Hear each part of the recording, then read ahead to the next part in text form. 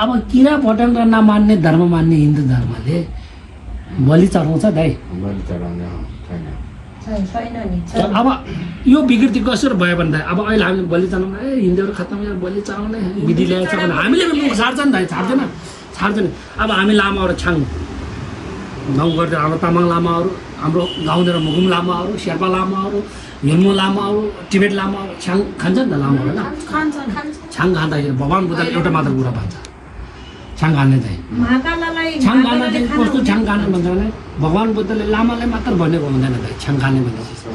छाङ भनेको चाहिँ धर्म मात्र होइन कि हाम्रो एउटा विज्ञानमा बने।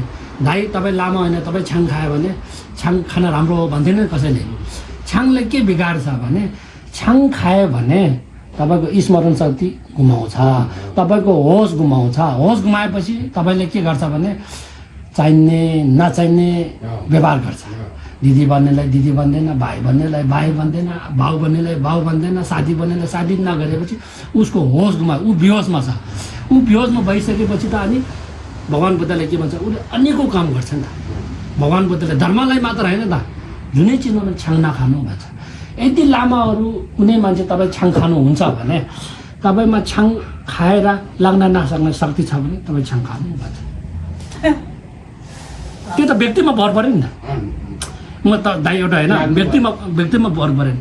तपाईँ छाङ जति खाए तपाईँ होसमा छ भने तपाईँले काम बिगार्दैन भने तपाईँले छाङ खाएर केही प्रभाव भयो भएन नि त।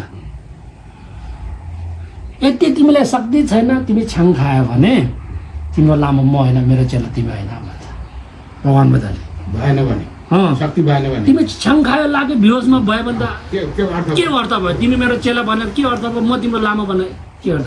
त्यो गरेर भगवान् बुद्धले तपाईँ त्यसलाई हामीले छाङमा चाहिँ औषधि हाल्छ दाइ मेन्टुप भनेर पूजापाठ गरेर सयौँ औषधि जडीबुटीले बनाएको त्यो पूजापाठ गरेर फुकेर त्योमा हाल्छ।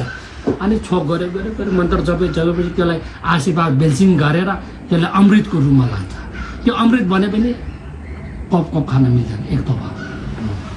त्यसलाई छाङको नजर नै नहेरेर अमृत सम्झेर एक थोपा खाने।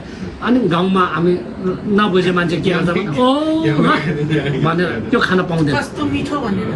त्यो खान त्यो हाम्रो जुन इन्डियातिर दाइ के भन्छ यो अहिले पो गाडीमा पहिला रहत भन्ने तान्छ नि त्यो भैँसीहरू गाईहरू भन्ने त्यसको चक्रले फलामको चक्रले काटेर मरेको। अब त्यसले गर्दा भगवान् बुद्धले भन्छ सबसे ठुलो भजर नर्क भन्छ त होइन। भजर नर्क यहाँ भजन नर्क भन्छ नि दाइ भजन नर्क सबसे ठुलो हो भने बाउ आमा जन्म दिए हामी पाप मध्ये ठुलो कस्तो हुन्छ भने पाँचवटा पाप छेङ्गिन्गी लेङ्गा भन्छ दाइ। पाँचवटा पाप मध्ये ठुलो मध्ये बाउ आमा आफ्नो जन्म दिने बाउ आमालाई दुःख दियो मारे भने। अनि पण्डित अहिलेको पण्डितहरू होइन पहिलाको पण्डितहरू। अहिलेको पण्डितहरू छाङ खान्छ, रक्सी खान्छ, चुरोट खान्छ। हामी जस्तै दाइ भनौँ न पण्डितहरू हामी लामाहरू भयो नि अलिकति ध्यानको तपस्या भएको बोधिसत्वहरू भयो। पहिलाको पण्डितहरू एकदम मुखले सत्य बोल्ने चोखो गर्ने हुन्छ नि होइन त्यस्तो पण्डितहरू।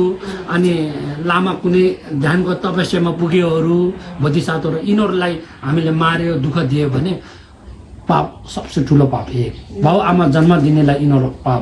भगवान् बुद्धको शासनको पालनालाई दबाब तसनस गर्न खोज्ने यस्तो हुन्छ नि त। यिनीहरू मऱ्यो भने चाहिँ डाइरेक्ट नर्कमा पनि यगम चप्के भन्छ 18वटा नर्क छ। त्यो नर्कमा पनि भजर नर्क पनि सबसे डेन्जर नर्क खतम नर्कमा पुग्छ भन्छ। अनि त्यसले गर्दा हाम्रो इन्डियाको राजो यो के भन्छ अजातशत्रुले उसको बाउ बिन्दुसार आमा दुइटैलाई जेलमा हालेर थुनेर मारेको हो नि त। त्यो मारिसकेपछि अब ऊ त्यो थाहा पाइसकेपछि अनि भगवान् बुद्धको चेला बनिसकेपछि ओ म त सिधै नर्कमा जाने रहेछ भनेको। अनि उसले भगवान् बुद्धलाई राहतमा भने राखेर ऊ आफैले बग्यो कारण इतिहासमा अहिले पनि छ नि इन्डियनको पुराणमा त्यस्तोहरू छ। पाप सबसे ठुलो त्यो अब अहिलेको पण्डित लामा